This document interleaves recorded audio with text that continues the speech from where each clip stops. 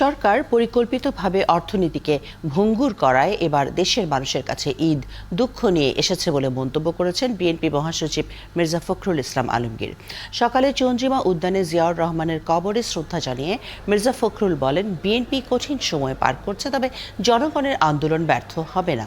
আওয়ামী লীগ দেউলিয়া দলে পরিণত হয়েছে উল্লেখ করে বলেন, রাষ্ট্রযন্ত্র ব্যবহার করে ক্ষমতায় টিকে আছে।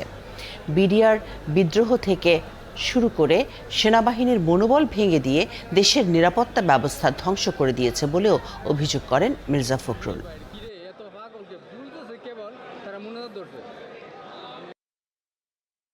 যে বাংলাদেশের মানুষ এবার ঈদ তাদের কাছে একটা দুঃখ নিয়ে এসেছে। ঈদে কী করি আমরা? ঈদে আমরা সাধারণত ছেলে, স্ত্রী, বাচ্চা কাচ্চাদের আমরা কাপড় দিই, সেই কাপড় আমরা দিতে পারছি না। ভালো খাবার দিই, ওই ভালো খাবার দিতে পারছে না সাধারণ মানুষ। তা এই সমস্ত বিষয়গুলো সুপরিকল্পিতভাবে কিছুদিন ধরেই বাংলাদেশের অর্থনীতিকে একেবারে ধ্বংস করে পরনির্ভরশীল করার জন্যই এই কাজগুলো বর্তমান সরকার করছে।